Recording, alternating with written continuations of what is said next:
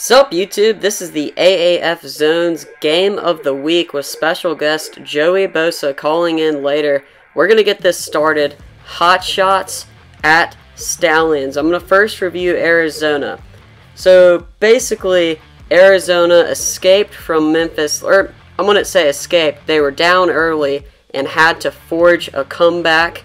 No, that's a Birmingham Iron term, but the Hot Shots had to come back after turning the ball over a lot. So what are some of the lessons we learned from that game? They can't afford to turn the ball over against a better Salt Lake City team like they did against Memphis.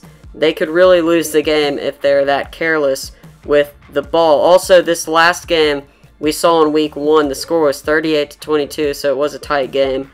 And the Stallions almost beat the Iron last week, but we'll talk about the Stallions next. So we'll start off with John Wolford, 469 yards, 6 touchdowns, and 2 picks. He has been maybe the second best quarterback. It depends on who you ask, if you like Garrett Gilbert more or if you like John Wolford more, but he's definitely top 2, and he's been a great quarterback. At running back, it's kind of a three-headed monster. You got John Stockton, Jarrell Presley, and Tim Cook. These guys are all beasts, and they all can break away for big chunk runs, and all these runs are out of the shotgun, so they're built to get big chunk plays. Now, wide receiver, y'all all know Rashad Ross, who has 3 touchdowns, but another guy to look for is Richard Mullaney. He is very good. Now, on defense, the best guy on this defense, to me, is Steven Johnson, linebacker. He has 13 tackles and an interception, and this defense has 2 interceptions. Also, Will Sutton, I've talked about him before.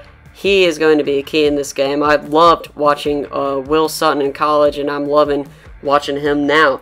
Now, Zach Stacy was able to get some pretty good runs against this defense, so this defense is going to have to hold the Stallions running game and just keep the offense of the Stallions in check. And if they're able to do that, force a couple of field goals, I believe this offense can score enough points to win the game.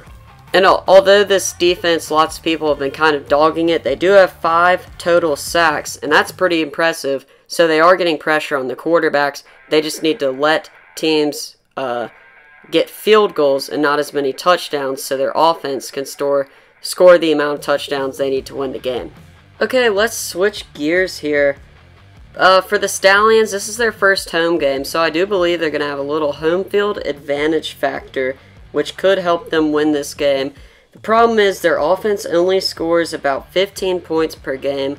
That's not very good. Josh Woodrum is still going to be out this game. Your starter is probably going to be Austin Allen at quarterback, who went 15 for 31 and 114 yards in last week's start against the Iron. Not horrible, but not really that great. It could be Matt Lanahan, who's not bad. I will say that.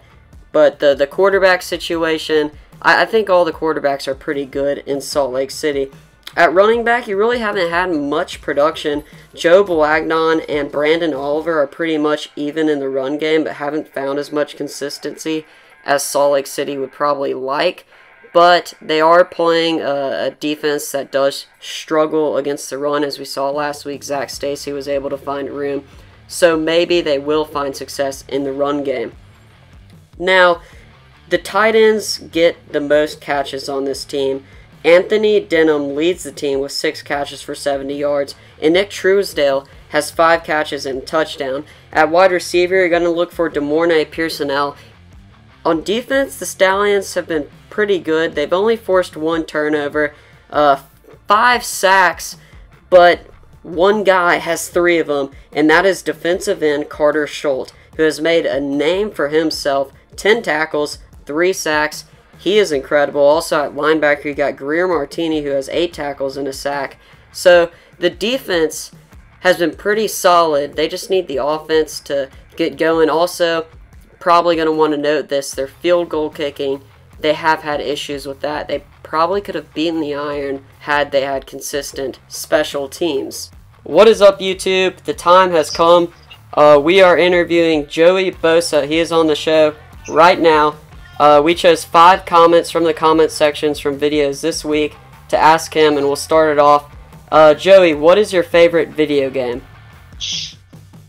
Well, my first love that got me into playing PC was Fortnite, like everybody else, and but now I'm playing Apex, so just like everybody else too. So our second question for you is, who is your favorite player in the Alliance of American Football? I'll have to go with my buddy Tracy Sprinkle. He played with me at Ohio State. He was the D lineman with me. Next question. Who is the hardest quarterback in the NFL to tackle, and who is the best young quarterback in the NFL? I'll have to go with Cam Newton probably, because when I brought him down, I almost knocked myself out. And best young quarterback, probably I'd have to go with Patrick Mahomes. After playing him this year and seeing what he could do is impressive. What songs do you like to listen to before games? Like I was saying earlier, I kind of just listen to whatever I'm listening to at the moment. But usually put on some harder rock when I'm going to games. All right, and now the final question. Who is going to win the game between Salt Lake City and Arizona? A good friend of mine gave me a tip that they feel like Arizona's the better team, so I think I'm going to have to go with Arizona. All right, guys, do you agree with Joey? I do. I pick 32-25.